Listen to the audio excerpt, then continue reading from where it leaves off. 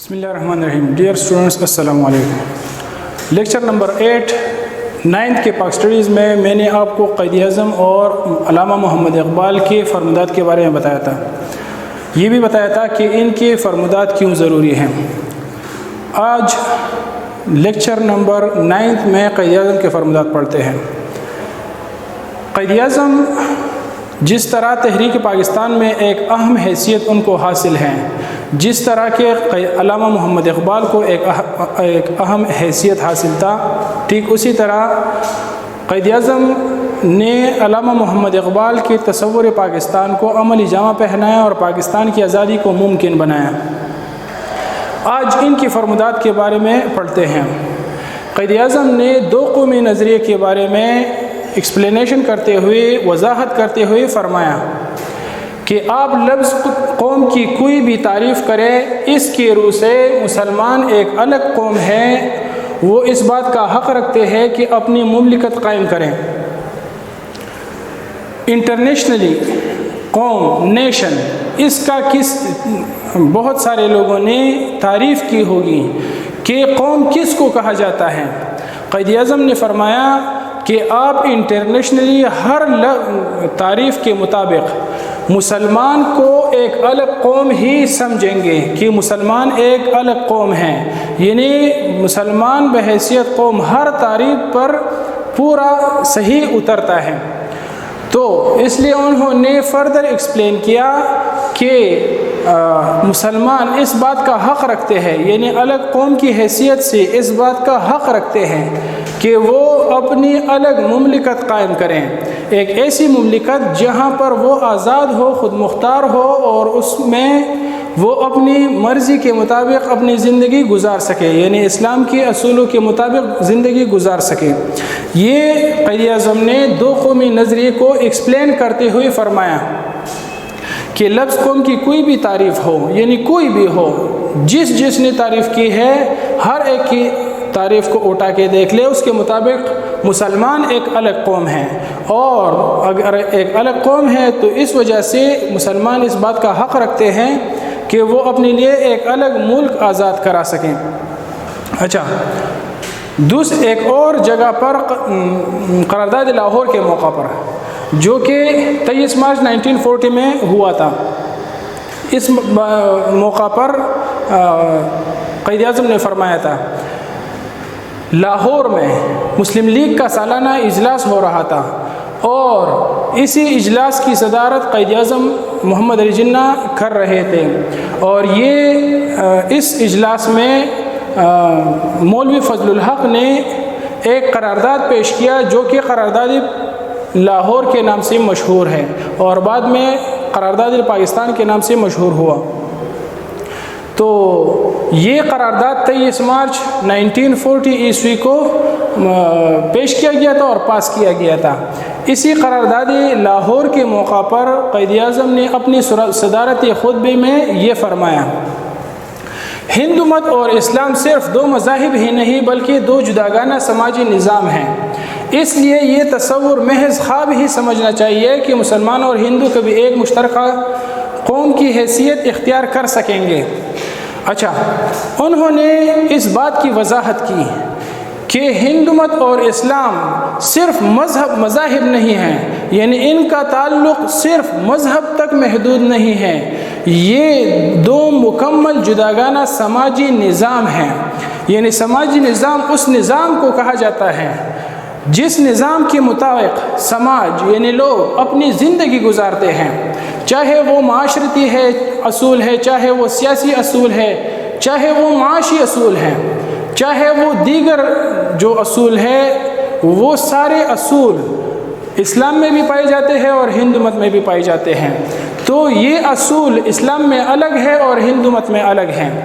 تو کوئی یہ نہ سمجھے کہ اسلام یا ہندو مت صرف مذاہب ہیں. یہ مذاہب نہیں بلکہ مکمل سماجی نظام ہیں، یعنی لوگوں کی زندگی گزارنے کے تمام طور طریقے اس میں دیے گئے ہیں. چونکہ یہ ایک دوسرے سے مختلف ہیں، اس لیے اس کے پیروکار جو ہے وہ بھی ایک دوسرے سے مختلف ہیں. اس لیے انہوں نے مزید فرمایا کہ یہ تصور محض خواب ہی سمجھنا چاہیے کہ مسلمان اور ہندو کبھی ایک مشترکہ قوم کی حیثیت اختیار کر سکیں گے. یعنی یہ خواب ہی ہو سکتا ہے کہ کوئی یہ سمجھے کہ یہ تو ہندو اور مسلمان ہندو مت اور اسلام کے پیروکار ہے اور یہ کبھی ایک قوم بن سکیں گے. اصل میں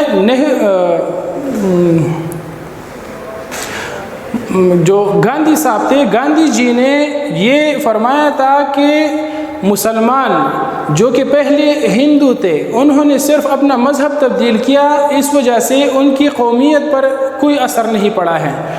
اس کے بدلے میں قائد اعظم نے یہ جواب دیا کہ یہ گاندھی جی کا خواب ہی ہوگا کہ ہندو اور مسلمان وہ صرف مذاہب ان کے الگ ہے، باقی وہ ایک قوم ہے. تو یہ خواب ہی ہوگا، کیونکہ یہ صرف مذاہب نہیں ان کے الگ الگ ہیں، بلکہ ان کی سماجی نظام، ان کی تاریخ سب کچھ الگ الگ ہے. اس وجہ سے یہ کبھی ایک قوم کی حیثیت اختیار نہیں کر سکتے. اچھا، انہوں نے مزید فرمایا ہندو اور مسلمانوں کا تعلق دو الگ الگ تہذیبوں سے ہیں. تہذیب ایک قوم کے لیے استعمال ہوتا ہے جن کے پاس اپنا مذہب ہو، اپنا تاریخ ہو، اپنی ثقافت ہو، اپنے فنون ہو، تو ایسی قوم کے لیے ہم تہذیب استعمال کرتے ہیں. کہا گیا کہ ہندو اور مسلمانوں کا تعلق صرف دو الگ الگ مذاہب سے نہیں بلکہ دو الگ الگ تہذیبوں سے ہیں، یعنی دو الگ الگ قومیں ہیں جن کی بنیاد ایسے خیالات اور نظریات پر رکھی گئی ہے جو ایک دوسرے کی ضد ہیں. یعنی مسلمانوں کے خیالات اور نظریات اور ہندو کے خیالات اور نظریات ایک دوسرے کی صرف مختلف نہیں ہیں، ایک دوسرے سے صرف مختلف نہیں ہیں، بلکہ وہ ایک دوسرے کی ضد ہیں. اور ضد یعنی اپوزٹ.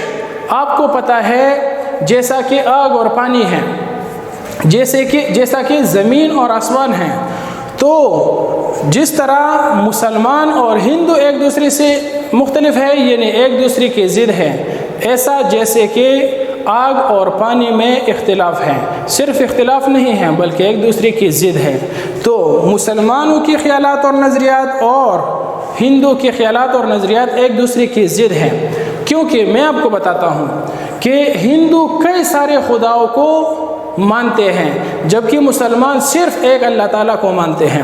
اچھا، دوسرا جو ہندو ہے، ہندو مت میں ذات پات کا نظام ہے، آپ کو پتہ ہے 4 ذات ہیں، جبکہ اسلام میں ایکویلٹی ہے، مساوات ہے.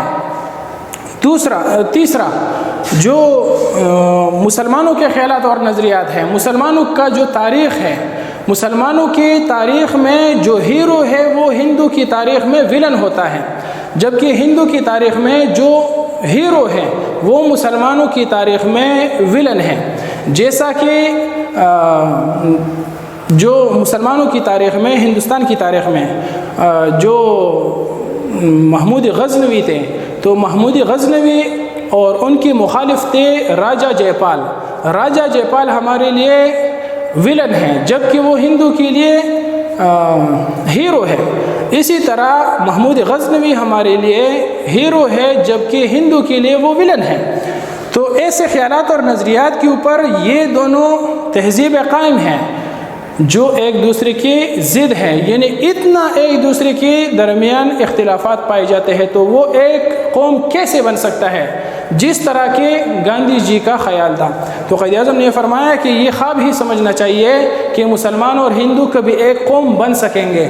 تو وہ ان کا یہ خیال جو تھا، تصور، یہ بالکل بعد میں صحیح ثابت ہوا کہ مسلمانوں نے اپنے لیے الگ ملک کی کوشش کی اور اس کوشش میں کامیاب ہوئے. اچھا، ایک دوسری جگہ پر قائد اعظم نے گاندھی جی کے نام ایک خط لکھا اور اسی خط میں گاندھی جی نے 2 قومی نظریے کی وضاحت کی اور فرمایا کہ مسلمان اور ہندو صرف 2 الگ الگ قومیں نہیں بلکہ ان کے ہر چیز میں اختلاف ہے، چاہے ان کی ثقافت ہو، مذہب ہو، تہذیب ہو، فنون ہو، یعنی جتنی ایک قوم کی چیزوں کو آپ اٹھا کے دیکھ لیں ان ساری چیزوں میں اختلاف ہے. اس لیے انہوں نے فرمایا کہ ہندو اور مسلمان 2 الگ الگ قومیں ہیں. اچھا، قیام پاکستان کے بعد نظریہ پاکستان کی وضاحت. یعنی پاکستان جب قائم ہوا تو قائد اعظم نے اپنی فرمودات میں نظریہ پاکستان اور تحریک پاکستان کو اس طرح ایکسپلین کیا کہ ہمارا نصب العین یہ تھا کہ ہم ایک ایسی ریاست قائم کریں جہاں ہم آزاد انسانوں کی طرح رہ سکیں، جو ہماری تہذیب کی روشنی میں ترقی کر سکیں، اور جہاں اسلام کی معاشرتی انصاف کے تصور کو ابھرنے کا موقع ملے۔ انہوں نے فرمایا کہ ہمارا مقصد یہ تھا، پاکستان کے قیام سے پہلے ہمارا مقصد یہ تھا کہ ہم ایک ایسی ریاست کو آزاد کرا سکیں جس میں ہم ترقی کریں، یعنی جہاں ہم آزاد انسانوں کی طرح رہ سکیں، ہمارے اوپر کسی کی حکمرانی نہ ہو، ہم بالکل آزاد انسانوں کی طرح ہو، ہم اپنی زندگی اپنی مرضی اور اسلام کے مطابق ہم اپنی زندگی گزار سکیں۔ یہ جو الگ ریاست ہے ہماری تہذیب کی روشنی میں ترقی کر سکیں، یعنی ہماری تہذیب میں ایسی چیزیں ہیں، ایسے اصول ہیں کہ وہ جو دوسرا تہذیب ہے ہندو مت اس کی الٹ ہے۔ ہم بعض اوقات ایک ترقی ہوتی ہے، ہم اس کو ترقی کہتے ہیں، لیکن جو دوسری مذاہب کے پیروکار ہیں، دوسری تہذیب کے لوگ ہوتے ہیں، اس کو وہ ترقی نہیں کہتے ہیں، جبکہ بعض اوقات وہ جن چیزوں کو ترقی کہتے ہیں ہم ان چیزوں کو ترقی نہیں کہتے۔ جیسا کہ آج کل جو خواتین کی بہت زیادہ آزادی یورپینز نے دی ہے، یا پھر جو انڈیا میں جو جتنی آزادی ہے، ہم وہ اس آزادی کو ترقی کہتے ہیں، لیکن ہم اس آزادی کو ترقی نہیں کہہ سکتے۔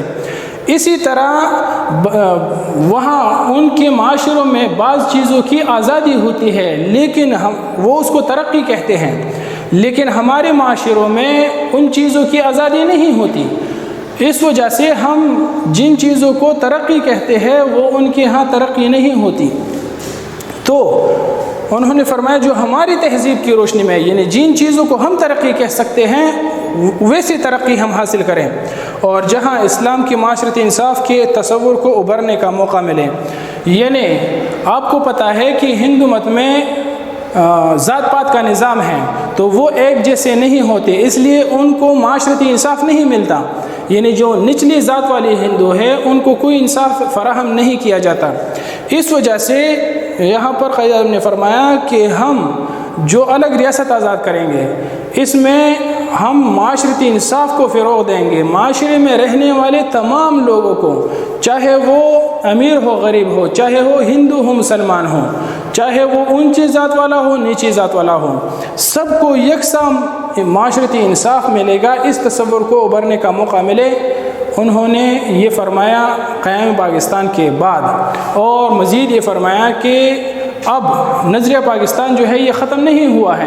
جس طرح نظریہ پاکستان کے مطابق برصغیر کے مسلمانوں کو الگ ملک آزاد کرنا تھا، یہ مقصد تھا، اب مقصد نظریہ وہی ہے لیکن مقصد تھوڑا چینج ہوا، الگ ملک آزاد ہوا، اب اس الگ ملک کو ترقی دینی تھی، یہ مقصد رکھا گیا، تو نظریہ پاکستان آگے بھی چل پڑا۔